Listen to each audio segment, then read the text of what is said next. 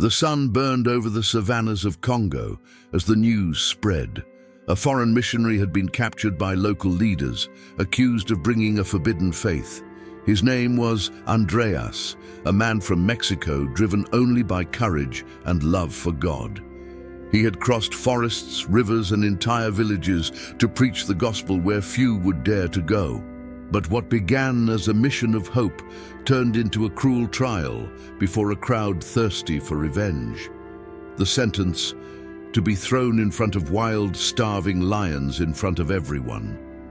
What no one imagined was that this day would become one of the most remarkable events in Congo's recent history, a story that begins in fear and ends in a place where only God could act. Watch until the end, because what happened in that arena will make you rethink the power of faith.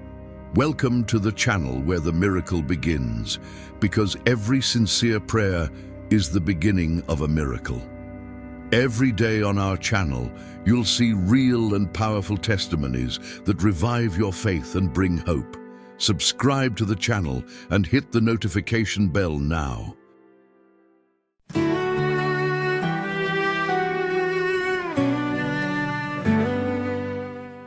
When I stepped for the first time into Kisangani, in the heart of Congo, the air felt heavier. The heat clung to my skin, and every look around me examined me as if I were an intruder. I didn't know exactly what awaited me there. I only knew that God had sent me. My name is Andreas Morales. I'm from Mexico, and I left everything behind: home, friends, comfort, to preach the gospel where almost no one wanted to go. Even so, I preached under trees, in mud huts, on riverbanks. Wherever there was someone willing to listen, there was a chance to sow the word. But there was something different about that place. The nights were long, and sometimes I felt as if the very air was at war. During some services, people came in secret, looking around before getting close. And when we prayed, we could hear drums in the distance, drums that echoed until dawn. One day, a woman named Nadia, one of the first converts, said to me, "Pastor Andreas, you don't understand.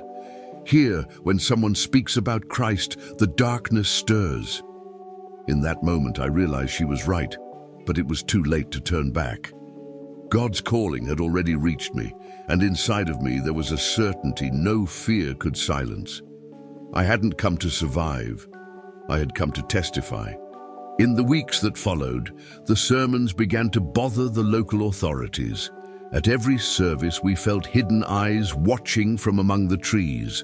And one day, in the middle of prayer, a group of armed men appeared. They didn't say a word at first, they just looked at me.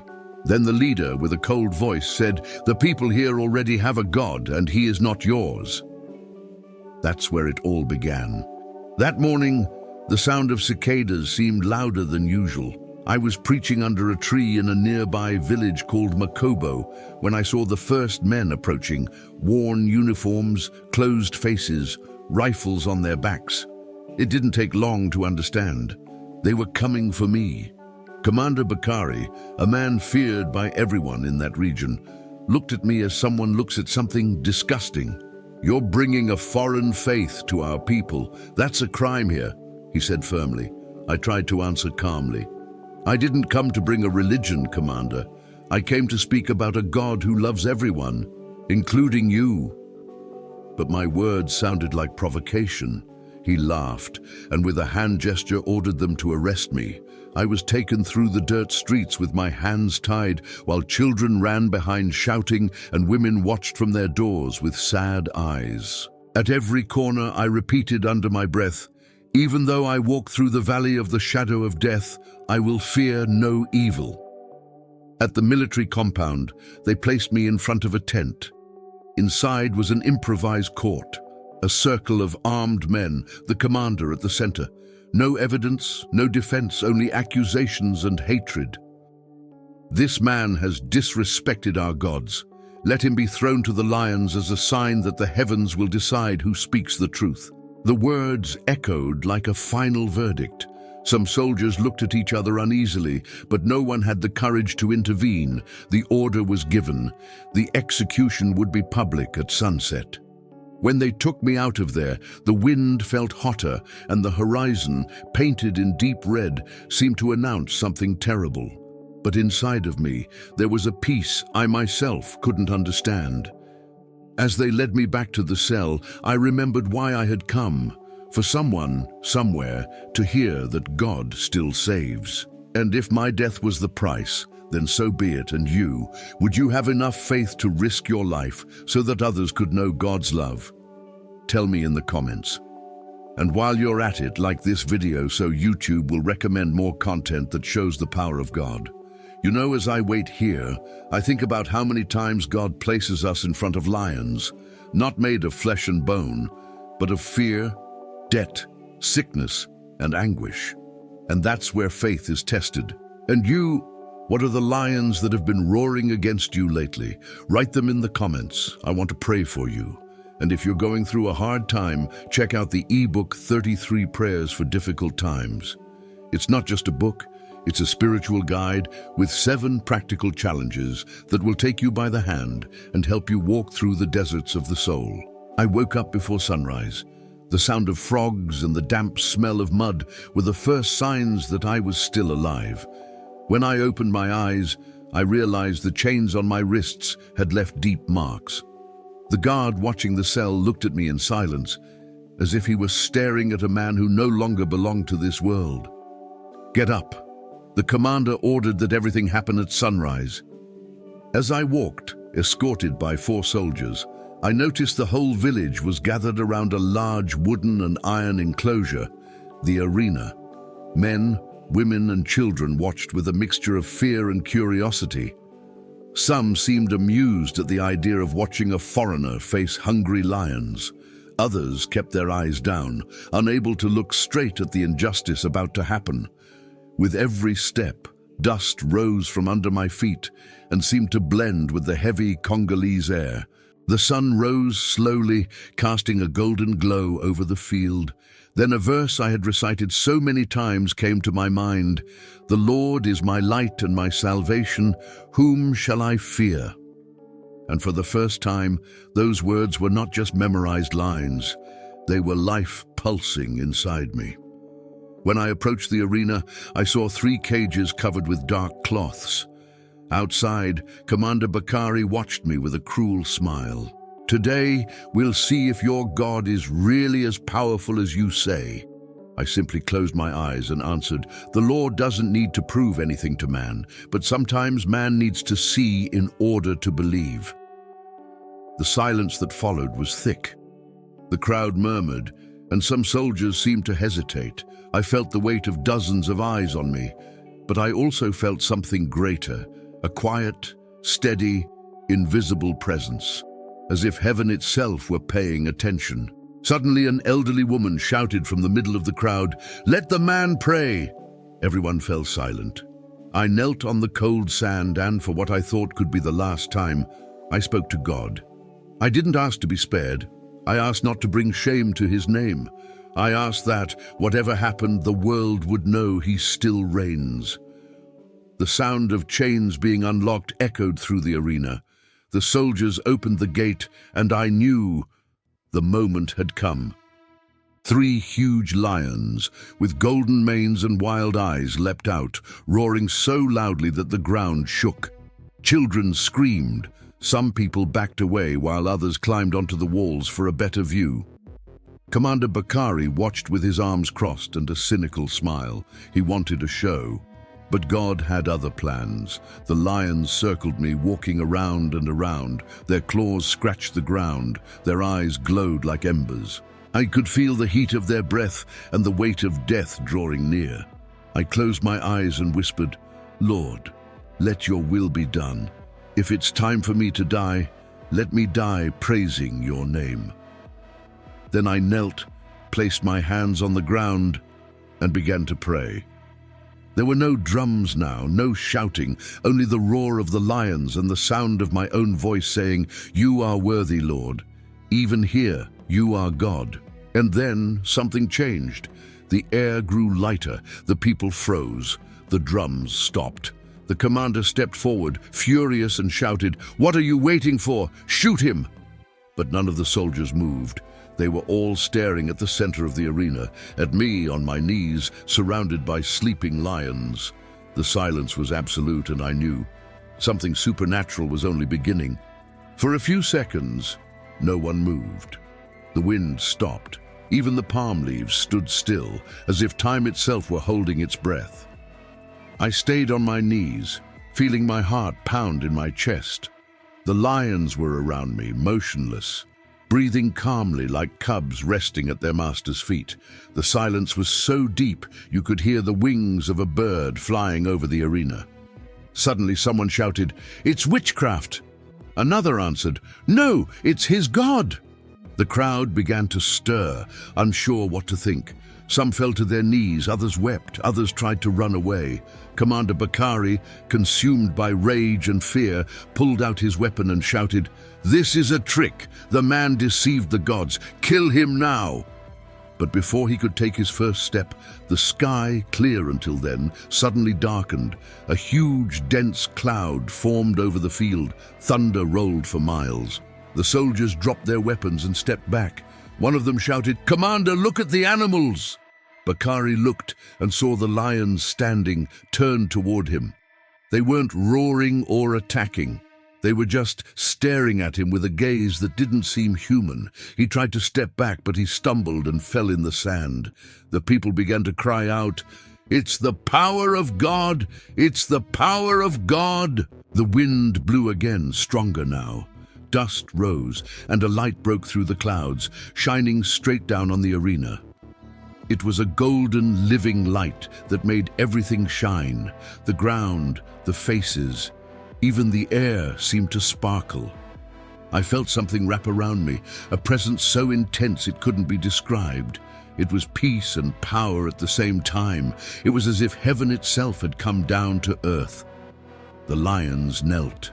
Yes, knelt, lowering their heads before that light.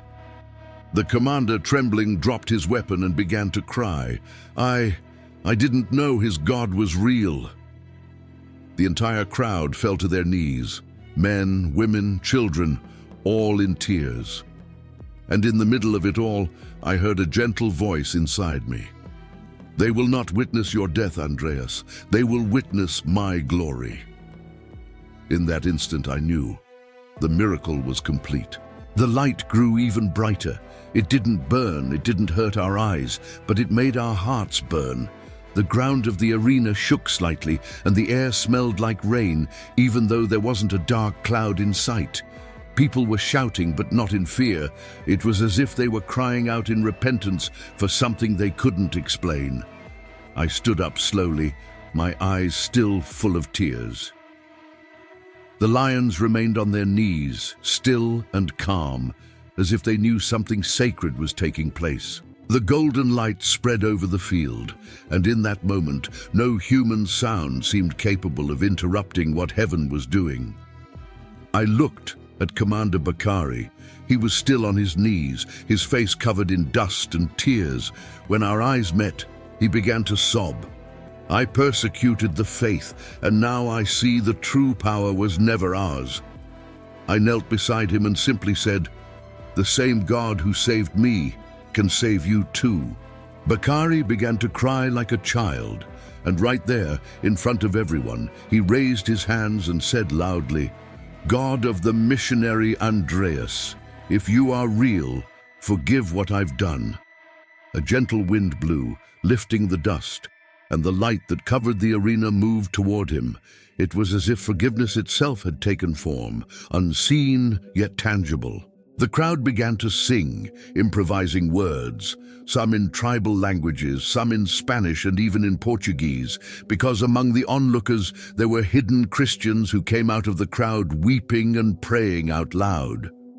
In that moment, there were no more foreigners or enemies, only people touched by the power of God. After a few minutes, the lions slowly stood up and walked toward the exit of the arena. They didn't run, they didn't roar, they just left. The people stepped aside, letting them pass in silence, as if recognizing that even the animals obeyed the Creator. The commander stood up, took off the necklace that symbolized his authority, and laid it on the ground. Then he looked at me and said, "This place will never be the same." And he was right, because in that field of death, God had made life spring up. In that arena of hatred, he had revealed grace. And that day, all of Congo saw the impossible happen right before their eyes. When the dust settled and the sound of the wind faded, what remained was silence. But it wasn't the same fearful silence I had heard before. It was a silence of reverence, from people who knew they had just witnessed something impossible to explain. Commander Bakari was still crying. Kneeling at the edge of the arena, he removed his military cap and placed it on the ground. Then he came to me and, to everyone's surprise, knelt at my feet. "Missionary, forgive me. I was going to kill you, but today I understood that I was the one who was dead." That sentence pierced me like an arrow. I knelt beside him and replied, "You don't need to ask my forgiveness. God brought you here to show you there is still grace." When I embraced him, the people began to weep. It was as if an invisible weight had been lifted off everyone. Some soldiers dropped their weapons and came closer. One of them, trembling, said, "If this man's God can tame lions, then he can change my heart too, right?" And there, in the middle of the arena, men and women began to kneel one after another. The sounds of crying and prayer blended together. A group of local Christians, who until then had been hiding in the mountains, came down to the field and started singing a hymn in their native language. It was a simple melody, but filled with something supernatural. The news spread. In the hours that followed, people from nearby villages came to see what had happened. When they arrived and heard what God had done, many surrendered their lives right there. In just a few days, the arena, the very place where I was supposed to die, became a place of worship where hundreds gathered to praise. Commander Bakari was never the same again. He left the army and began helping missionaries throughout the region. He was the one who ordered a small cross to be raised in the center of the arena with a simple metal plaque that read, "Here the lions knelt before the king." And every time I went back there, years later, I would see entire families kneeling on that same ground where I had once been condemned. Faith had overcome fear, light had overcome darkness, and the name of God continued to be exalted. Today, so many years later, I can still hear the roar of those lions echoing inside me. But it's no longer a sound of fear, it's a reminder that when faith is real, not even all of hell can silence it. The field where I was supposed to die became an altar. The beasts that were supposed to devour me became witnesses to God's glory. And that commander who once hated me now preaches the gospel alongside local pastors. Daniel 6:27 says, "He rescues and he saves. He performs signs and wonders in the heavens and on the earth. He has rescued Daniel from the power of the lions." This story taught me something I have never forgotten. God doesn't stop every lion from roaring at us, but he guarantees that none of them will touch those who are under his will. How many times have you felt like I did that day, surrounded by problems, fears, injustice, as if the lions were ready to devour your hope? Maybe your lion is an illness that's weakening you, a debt that steals your sleep, a broken relationship, or the silence of God in the middle of your pain. Take a deep breath and think about this. It's in that very moment, when you surrender control, that the miracle begins. Pray with me now. Lord, thank you because your power never changes. You still shut the mouths of lions. You still turn despair into testimony and fear into faith. I pray now for every person watching this story. May they feel your presence even in the arenas of life. Give them courage, hope, and the assurance that you never abandon them. In Jesus' name, amen. If this story touched your heart, Write in the comments, God still shuts the mouths of lions. Leave your like, subscribe to the channel where the miracle begins, and share this video with someone who needs to remember that God still moves today. And if you're facing your own lions, I want to invite you to check out the eBook Prayers for Difficult Times. This material is more than just a digital book. It's a spiritual guide with 7 practical challenges that will help you walk through any desert and strengthen your faith. For less than 10 cents a day, you invest in your relationship with God and help this channel continue sharing messages that build up and transform lives. The link is in the description and also in the pinned comment. And remember, when everything seems lost, faith and sincere prayer are what make the miracle happen in your life.